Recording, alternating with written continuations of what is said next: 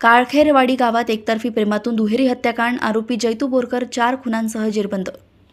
Supa police station हद्दीतील काळखेरवाडी गाव येथे अनोळखी महिलेचा मृतदेह 19 जानेवारी रोजी आढळून आला होता.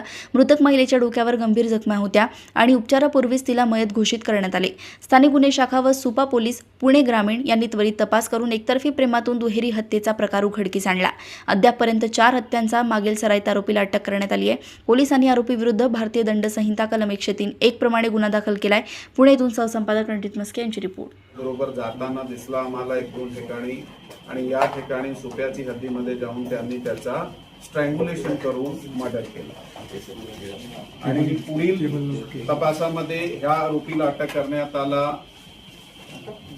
यावेळी तपास चालू होता तर ह्या आरोपीकडून अशी माहिती आम्हाला भेटली की त्यांनी अजून एक व्यक्तीचा मर्डर केला आहे जो हा महिलेची ओळखीचा होता. तो सूरज अंकुश वाघ, वय 30 वर्षे, राहणारा वांगणी, तालुका बदलापूर, जिल्हा ठाणे. आणि त्यांच्याबरोबर ही जे माहिती आहे त्याची ओळख अशी पटली. महिला रंजना अरुण वाघमारे, वय 25 वर्षे, काम मजुरी, मूळ रहिवासी खांडपे, जिल्हा तालुका कर्जत, जिल्हा रायगड.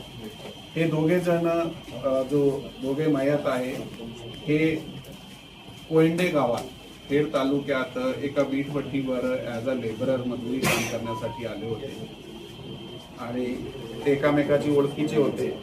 हा जे आरोपी आहे त्याच्याबरोबर सामाजिक संबंध आले आणि त्याच्याबरोबर काहीतरी वादावादीची स्थिती निर्माण झाली तर त्यांनी ते सूरज अंकुश वाघ नावाच्या व्यक्तीचा मर्डर करून एका दरीत त्याची जी बॉडी आहे ते टाकून दिली आणि नंतर हा महिला बरोबर तो पुढे गेला आणि सुपा पोलीस स्टेशनची हद्दीमध्ये जाऊन त्यांनी त्याचा मर्डर केला.